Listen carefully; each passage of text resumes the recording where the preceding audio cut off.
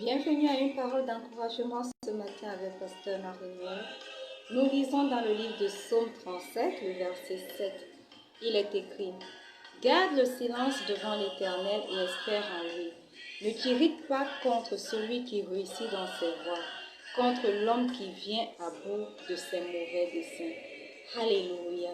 Une autre version dit: Demeure tranquille, appuyé sur l'Éternel et attends-toi à lui.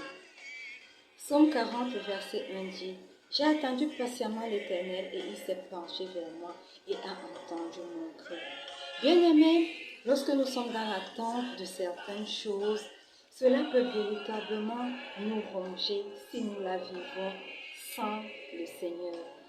Nous sommes souvent dans l'attente d'un conjoint, nous sommes souvent dans l'attente d'un travail, dans l'attente d'un logement, dans l'attente d'un enfant.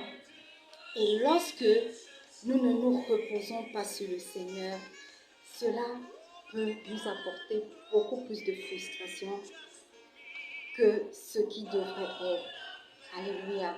Et l'attente peut paraître longue et nous amener à passer par des phases de découragement profond. Parce que même Proverbe, le chapitre 13, verset 12 dit que l'attente différée rend le cœur malade. Donc c'est possible que pendant que nous attendons que le Seigneur nous donne un mari, pendant que nous attendons que le Seigneur nous trouve un travail, nous donne un enfant, que notre cœur soit sincèrement et profondément découragé.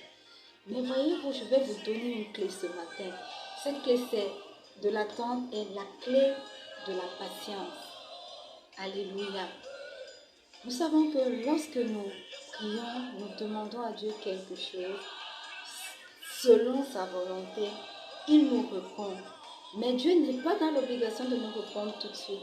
Il le fait à son temps, parce que son temps est le meilleur pour nous. Amen. Et lui seul également peut nous aider à ne pas nous décourager pendant que nous sommes dans l'attente.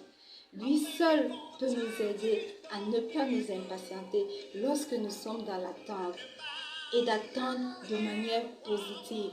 Voilà pourquoi le psalmiste dit: J'ai attendu patiemment l'Éternel et il s'est penché vers moi. Dans cette attente, il s'est penché vers le Seigneur et en même temps, le Seigneur s'est penché vers lui. Amen. Donc, lorsque nous sommes dans l'attente d'une réponse à nos prières, nous ne devons pas être impatients. Parce que, voyez-vous bien aimés, la plupart des problèmes que nous rencontrons sont dus à notre propre fait. Parce que nous sommes dans la hâte d'obtenir une réponse de Dieu. Parce que nous sommes dans l'agitation permanente. Et nous perdons la patience d'attendre que le fruit soit mûr. Pouvez-vous consommer une mangue qui n'est pas arrivée à maturation? Non, c'est impossible, n'est-ce pas?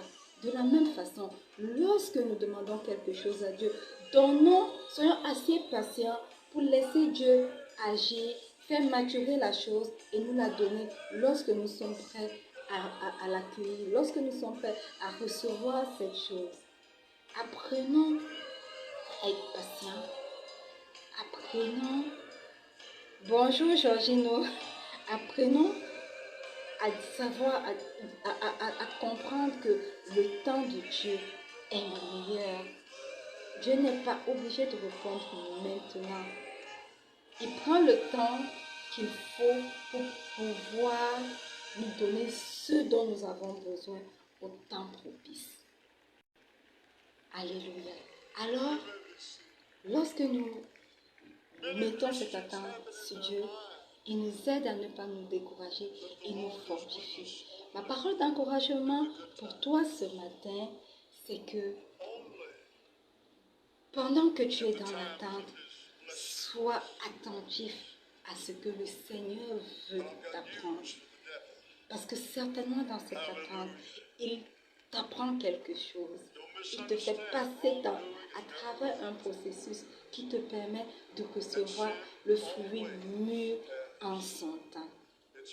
Alors, soyez patients et restez dans l'attente du Seigneur. Shalom.